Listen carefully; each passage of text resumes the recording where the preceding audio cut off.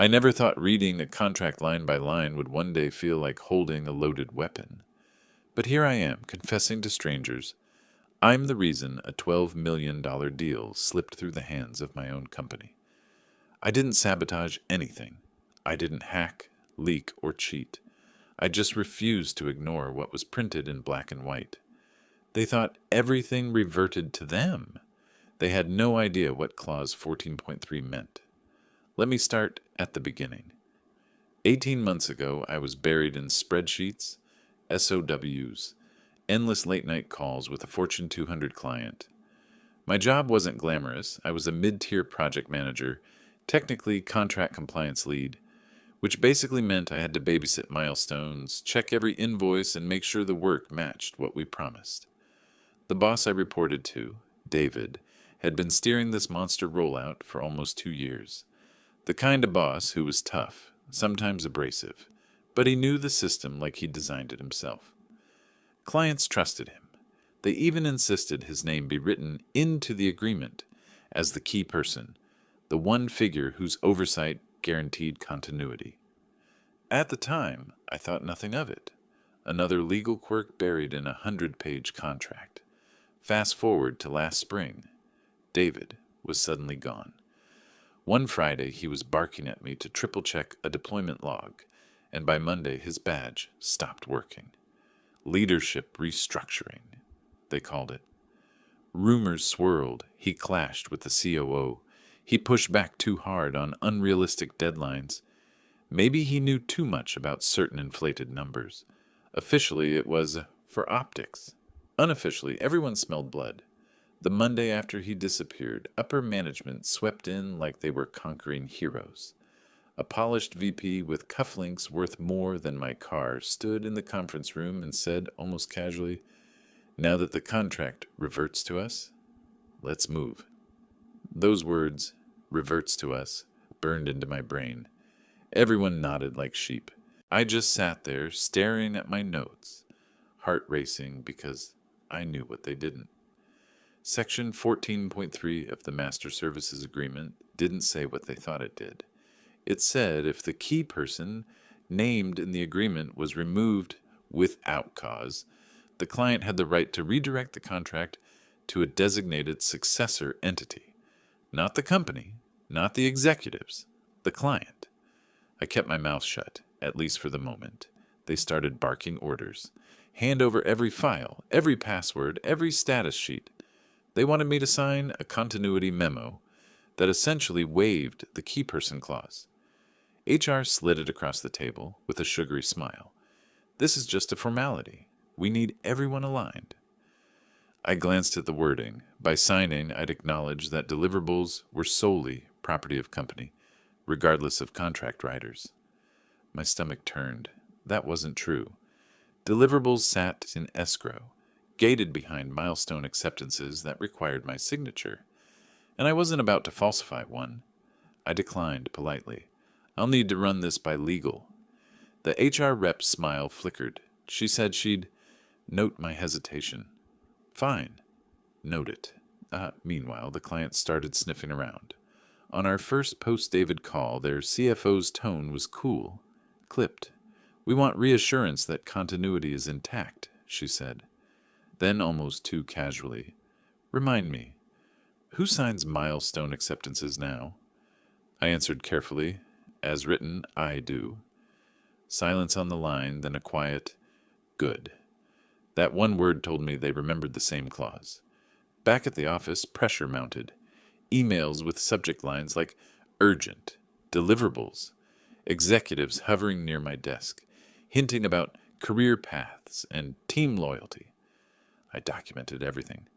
Ticket numbers, timestamps, even screenshots when they tried to edit acceptance logs retroactively. One director leaned in close, breath smelling of coffee and arrogance, and muttered, "Be smart. Don't hold us hostage." Hostage. That's how they saw me, as the single weak link standing between them and $12 million they thought they already owned. At night, I couldn't sleep. I'd stare at my ceiling fan turning in the dark, wondering if I was insane. Who was I to think I could hold a company accountable with a few paragraphs of legalese? But every time doubt crept in, I'd open my folder. Inside were copies of the signed MSA, the SOW, and the key person writer with David's name, and mine, listed as secondary signer. It was real. It was binding, and they were pretending it didn't exist. Then came the meeting that sealed everything. Management gathered the entire floor for a state of play. The VP strutted at the front like a politician, announcing, "The 12 million extension is secured. We'll be reporting recognized revenue this quarter." Applause from some, nervous glances from others. I felt my throat tighten because I knew it wasn't true. Right as the meeting ended, a client exec replied to the all-hands summary email with a single line, visible to everyone: pending compliance. You could feel the air leave the room. People pretended not to notice, but I saw faces blanch. The execs ignored it, smiling wider, but I knew that one phrase meant the ground was shifting. I walked back to my desk, sat down, and opened the contract again. My hands were shaking, but my mind was calm. They thought everything reverted to them. They didn't know what was coming. The morning after that chilling pending compliance email, things turned sharper. It started with my access. I logged in, and half my project folders were suddenly restricted. I pinged IT, got a canned response. Change in role permissions per management request. No one had spoken to me. No notice. Just a lock on the very files I was supposed to manage. The irony? The contract required me personally, to confirm deliverables. Cutting me out wasn't just petty. It was self-sabotage. At 9 a.m. sharp, a director cornered me in the break room. He was all fake charm, pouring coffee he didn't even drink.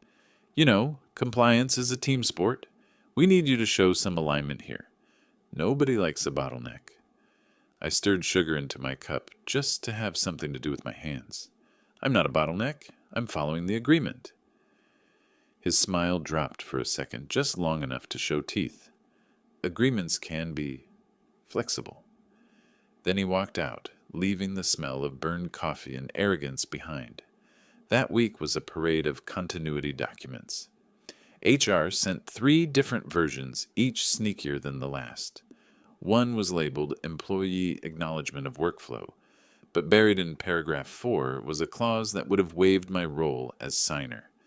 Another had a line saying all milestones were deemed accepted unless objected to in writing within 24 hours. A complete rewrite of the contract.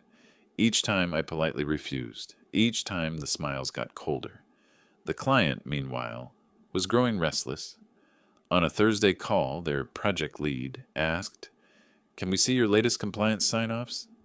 The VP jumped in before I could speak. "Of course, everything's in motion. We'll forward those today." But his eyes flicked toward me across the table like a dare. After the call, he leaned close enough for only me to hear, "Send them. Tonight." My answer was steady. "I can't sign acceptance without verifying deliverables. That's fraud." His jaw tightened. "Then maybe you're not a fit for this role anymore." I documented it all. Every threat, every misdirection, every attempt to strong-arm me into breaking the agreement. At night, my apartment looked like a war room.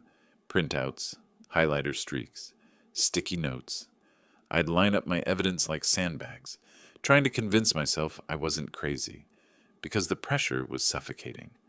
Mortgage due, my mother's hospital bills stacking up, and still I sat there refusing to bend, even as my career trembled on the edge of a blade. The worst moment came on a Friday evening. I was about to log off when my phone buzzed. An after-hours meeting invite marked mandatory. Just me, 2 directors, and the VP.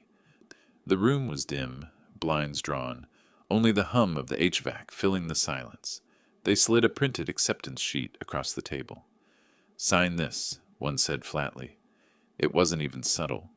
The milestone listed hadn't been met. I knew it. They knew it. The client knew it. My hand actually shook as I pushed the paper back. "This isn't accurate." The VP's voice was low, dangerous. If you think this contract protects you, you're mistaken. We own the client, not you. I walked out without answering, heart pounding so loud I could barely hear my footsteps. The following Monday, the retaliation ramped up. I was pulled from internal mailing lists. A rumor started that I was unstable, whispered in hallways, repeated just loud enough for me to catch. A colleague I trusted told me bluntly, "They're trying to push you out. They want you scared enough to cave." He was right, and maybe it was working because I did start to feel scared.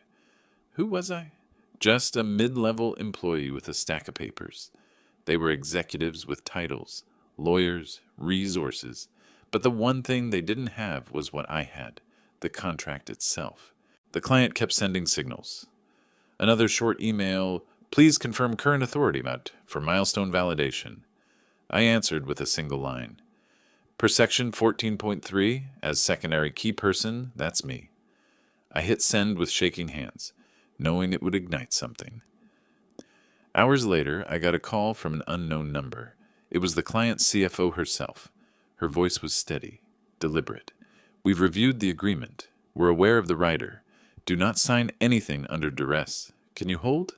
I swallowed hard. "Yes." "Good," she said and hung up. That night, I sat in my car in the office parking lot, long after everyone else left. Rain hammered the windshield, wipers squeaking uselessly. My phone buzzed again, this time an email from HR. Notice of performance review. Immediate. My chest felt tight. They weren't going to fire me outright, not yet. They were going to build a paper trail, paint me as insubordinate, force me out with cause to neutralize the clause. My job, my reputation, maybe even my career, all balanced on whether I could survive their games long enough for the client to act. And then the next morning, an email popped up that changed everything, from the client's legal team. Subject line, "Key person provision, change of control meeting." I stared at it, pulse hammering in my ears. The storm was coming, and for the first time in weeks, I felt the tiniest flicker of hope. The change of control meeting, invite, was scheduled for Wednesday at 10 a.m. I barely slept the nights leading up to it. Every shadow on my bedroom wall looked like the outline of my career ending. Every email ping made me flinch. I kept wondering, was I being reckless? What if the client backed down at the last minute? What if management managed to twist the contract, bury the clause, and pin the blame on me? I imagined losing not just my job, but my ability to work in the industry, a blacklist silent and final. Tuesday morning, I walked into the office and instantly knew they were circling. People avoided my eyes. My name wasn't on the staff meeting agenda, though I'd always been listed before. At 11 Gyoan, IT locked my laptop mid-sentence while I was typing a compliance note. "Temporary suspension," the pop-up said. I sat there staring at the frozen cursor, like the machine itself had turned against me. Minutes later, HR appeared at my desk with that too sweet tone. "We're doing a performance calibration. Could you step into the conference room?" I followed, heart pounding. The room was too bright, blinds pulled open so sunlight glared across the table. 3 of them sat there. HR, a director, and the VP. A neat little ambush. They started the script. "Concerns have been raised about your responsiveness. Several team members feel you're not aligned. We need to understand if you're the right cultural fit." Every word carefully vague, non-committal, but deadly. I sat there gripping my folder under the table, the one stuffed with contract copies, screenshots, emails. My voice came out tighter than I intended. "I'm following the contract." The VP leaned forward, voice soft but knife sharp. "Contracts don't pay your salary. We do." That line stuck with me long after I left the room. The rest of the day was a blur of whispers. A coworker slid by my desk with pity in his eyes. "They're setting you up," he murmured. "Please just sign whatever they want." I nodded, but I knew I couldn't. Not just because of pride or stubbornness. Because I'd seen what ignoring contracts did. I'd watched vendors get screwed, projects collapse, careers destroyed. The paper was the only thing standing between truth and lies. That night, I opened my mother's medical bills at the kitchen table, the numbers blurring until my vision swam. Chemo, scans, endless prescriptions. I felt the weight of it pressing on my chest, threatening to break me. I whispered out loud to no one, "What if I'm wrong?" My phone buzzed. It was a single message from the client CFO. "Hold steady. You're not alone." I sat there in the dark, clutching the phone like a lifeline. Wednesday arrived. I wore my only good suit, tie knotted tight enough to cut off air. The change of control meeting was virtual. Client-side legal, their CFO, 2 board members, and me. On our side, the VP, 2 company lawyers, and HR. The video call started stiff, voices clipped, everyone pretending it was just another agenda item. But it wasn't. The client's legal counsel wasted no time. Per Section 14.3, key person status was altered by the termination of Mr. David, last name. We require clarification. Was this separation with or without cause? The VP jumped in like a man rehearsed. With cause, of course. Performance issues, confidential. Documentation? Asked counsel. Silence. A flicker of panic across his face. There was none. David had been pushed, not for misconduct, but politics. No documentation, no just cause. Then the counsel turned to me. And as secondary key person, have you been able to execute your duties without interference? The VP tried to cut in, but the CFO of the client raised a hand. Let him answer. My throat was dry as sand, but my voice came out steady. No, my access was restricted. I've been pressured to sign false acceptance, and HR has attempted to override contractual protections. You could feel the tension crackle. The VP's face flushed red. He hissed into the mic. This is insubordination. He's a disgruntled employee. But the client's board member cut him off cold. We don't base compliance on adjectives. We base it on contracts. Send us the logs. And here's the part that still gives me chills. I already had them. Every email, every file, every timestamp was neatly zipped and shared in the secure folder the client had set up days earlier.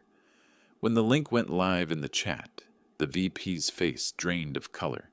The meeting ended with one line from the client CFO. We'll review our options under the substitution clause. Click. Call over.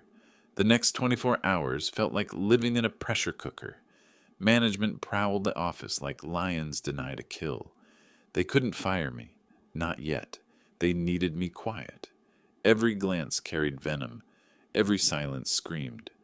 Then late Thursday evening, another email landed in my inbox. From the client's counsel, marked confidential. One sentence. We will exercise substitution if milestones are not validated by you within 7 days. I sat frozen, staring at the words. 7 days. Either I stood firm or the company would lose $12 million. And in that moment, despite the fear, despite the weight pressing on me from all sides, I felt something else rising inside me. Not arrogance, not glee, just clarity. They thought they owned me. They thought they owned the client. But they'd never bothered to read their own contract. 7 days, that's all the client had given. I walked into the office Monday morning with that number echoing in my head like a countdown clock. Management didn't know about the email, not yet. They were too busy pretending everything was fine, that the $12 million was already theirs. The VP strutted through the open floor like a general, rallying troops he didn't deserve. All systems go, he barked, slapping someone's desk. Client money lands by quarter close. Everyone forced smiles, nodding like marionettes. I sat quietly, folder in hand, pulse steady. If they only knew what clause 14.3 meant. Yet by Tuesday, the pressure campaign escalated. I got an IT ticket, urgent update, approve access reset. The fine print would have transferred my authority to a shared team compliance mailbox. I rejected it. Within an hour, HR called me in again. Why are you resisting workflow changes? This behavior could be construed as non-cooperative. I looked them straight in the eye. Because altering my role violates the agreement. Section 14.3, Key Person Rider 7B. Their smiles cracked. The directors shifted uncomfortably. HR scribbled notes like a court stenographer, and that was the moment I realized. They hadn't even read it. They were bluffing blind. That night, the client CFO called me directly. No pleasantries. "We're moving. Our counsel advises novation. We'll designate a substitute vendor, but we'll need you ready." My stomach flipped. "You mean—" "Yes," she cut in. "We'd like you to form an entity. We'll contract directly." It took me a second to process. Me, not the company. My name on the line. "I'll do it," I said, voice shaking. Wednesday morning, the storm broke. The client's legal team sent a formal letter. Notice of intent to exercise vendor substitution under Section 14.3. The CC line included our CEO, the board, every VP. The office froze like someone had cut the power. Whispers spread in waves. People stared at their screens, pale, pretending not to look at me. The VP stormed into my cube, face red, papers trembling in his hand. "What the hell is this?" I kept my voice calm. "It's the contract. You think you can steal $12 million? I didn't steal anything. You removed David without cause. That triggered substitution. It's not my clause. It's yours." He slammed his fist on my desk hard enough to rattle my keyboard. "You're finished. We'll bury you." But his voice cracked just enough to betray the truth. He knew it was over. Thursday came the real hammer. Code escrow. The client triggered the clause to access the repository. Every deliverable, every log, every milestone file. Immutable. Time-stamped. And right there, plain as day, were the entries showing management had tried to force a hotfix the night David was fired. The logs recorded my refusal to sign. The evidence was bulletproof. Company lawyers scrambled, spouting nonsense about work-for-hire reversion and intellectual property presumption. The client's counsel shot back with surgical precision. Consent is presumed absent cause. Rider 7B is binding. Your objection is noted. It is also irrelevant. By Friday, panic leaked into the halls. Executives huddled in glass conference rooms, voices sharp but muffled, hands slamming on tables. The CEO paced like a man watching his empire crumble. HR avoided eye contact altogether. Colleagues whispered behind their hands, "Did you hear? The client's walking. They're taking the money." And I stayed silent, head down, calm, focused. Every move I made was deliberate, logged, clean. That evening, the client's counsel sent the final nail. Novation agreement prepared, effective Monday. I sat in my car, staring at the glowing email on my phone, the parking lot empty around me. Rain streaked the windshield, the same way it had the night I almost broke down. Only now, instead of fear, I felt something else, a strange, quiet relief. They had tried everything, threats, lies, retaliation, and still they never opened the damn contract. They thought everything reverted to them. They thought I was weak. But all I'd done was hold the line. And now $12 million was about to walk out the door with me. Monday morning, the building felt like a funeral.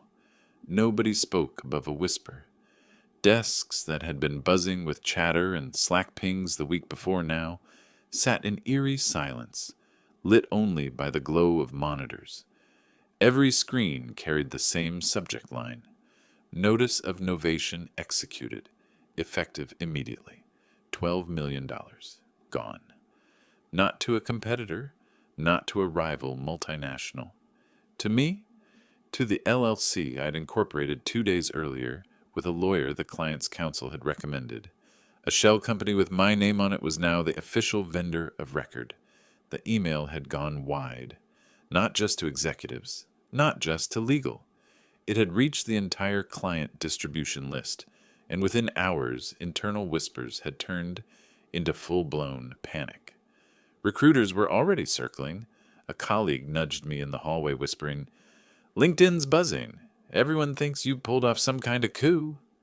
But there was no coup, no sabotage, just a clause nobody bothered to read. By noon, the VP who had threatened me was pacing the floor like a caged animal. His face glistened with sweat. tie loosened, voice rising as he barked at subordinates. "We'll challenge it! We'll sue! They can't just—" His words died as the company lawyer walked in, whispering something in his ear. The VP's shoulders sagged. He stormed off, slamming his office door so hard a picture frame rattled. The client wasted no time. That same afternoon, they sent their first change order to me, my LLC, a clean surgical transfer of work. I opened the portal and saw the numbers staring back. Milestone 1 already funded. Milestone 2 waiting for my sign-off. Bank transfers scheduled. It was surreal. The irony? My company at that point was just me, a rented mailbox and a Gmail account. But the client didn't care. They trusted me because I had followed the rules when no one else would. Meanwhile, the fallout inside was nuclear. The CFO called an emergency town hall. His voice cracked as he tried to spin the disaster. "We're restructuring our vendor strategy. This doesn't reflect poorly on our leadership." But you could see it in the faces around the room. Everyone knew it was a lie. By Wednesday, the board had stepped in.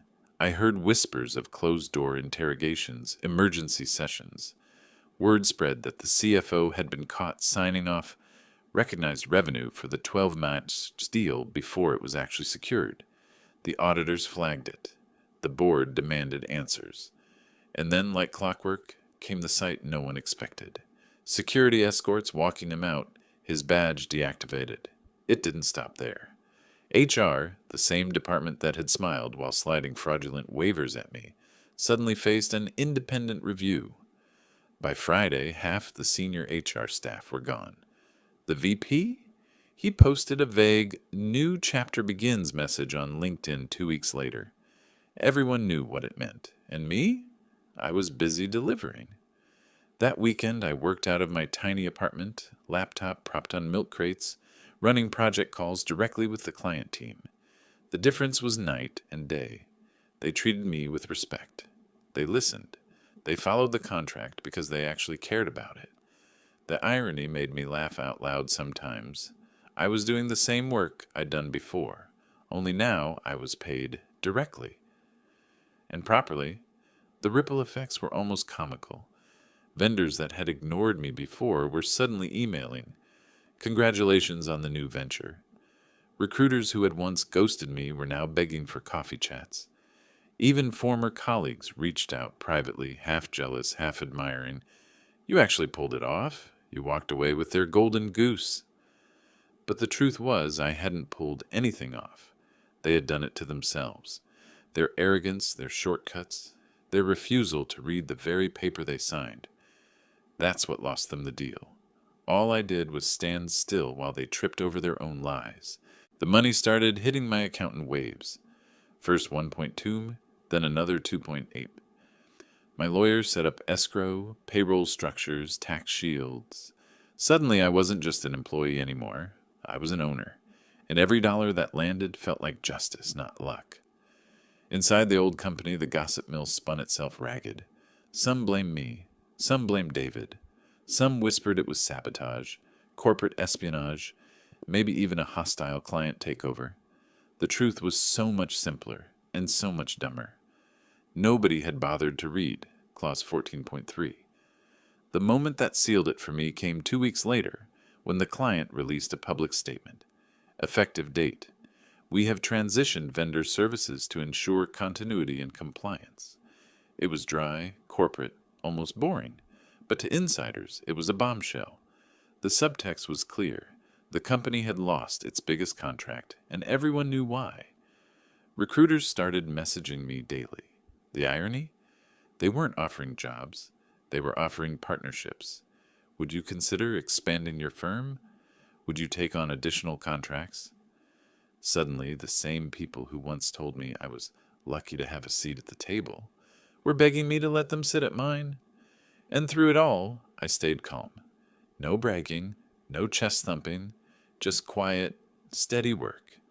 Because the sweetest revenge wasn't gloating. It was delivering results so clean, so undeniable, that no one could ever spin the story again. They thought everything reverted to them. They thought I was powerless. But by the time they realized what Clause 14.3 meant, $12 million had already walked out the door. 3 months later, the old company was unrecognizable. The once bustling office felt like a ghost town. Desks abandoned, executive parking spots empty, a skeleton crew holding together scraps of smaller contracts. People who used to strut the hallways in tailored suits now sent out resumes in desperation. I knew because some of them called me. Quiet, embarrassed voices on the other end of the line. "Hey, I heard you're running your own shop now. Any chance you need extra hands?" These were the same people who'd laughed behind my back, whispered I was unstable, tried to force me into signing away protections. I didn't gloat. I didn't rub it in. I just said the truth. "We're good for now, but I'll keep you in mind." And hung up. The VP who once slammed his fist on my desk, he disappeared from LinkedIn altogether, like erasing his profile could erase the humiliation. The CFO who'd signed phantom revenue, his name hit the local business press, buried in a polite but brutal headline, "Departures Following Contract Loss." HR, who'd tried to bury me under performance reviews, ended up on the chopping block themselves, cited for policy inconsistencies. Karma doesn't always arrive with thunder and lightning. Sometimes it comes as a pink slip, neat and final. Meanwhile, my little LLC wasn't so little anymore. The client extended the contract, then added another line of work, then another. Within months, what had started as a rented mailbox and a Gmail account turned into an actual office, a payroll system, a staff of 3. I hired carefully, people I trusted, people who valued integrity over politics. And every payday when I signed those checks, I thought back to that moment in the conference room, the VP snarling, "Contracts don't pay your salary, we do." He was wrong, dead wrong. The contract had paid my salary, and now it was paying others too. The best part? The retaliation didn't just vanish, it became leverage. My lawyer pushed for a settlement. Wrongful retaliation, attempted coercion, hostile work environment. At first, the company blustered. No merit. But the receipts I had were airtight. Emails, timestamps, even recordings of closed-door threats. By the time discovery loomed, they folded. A tidy settlement, a neutral reference letter, and a confidentiality clause they probably thought silenced me. Joke's on them. I don't need to name names. The story speaks for itself. I didn't throw a party. I didn't pop champagne. The satisfaction came in quieter ways, watching my mother's medical bills vanish as I paid them in full, seeing her smile when I told her she didn't need to worry about money again, sitting in my new office, small but mine, watching the team log into morning calls with the client, knowing we were valued because we did things right.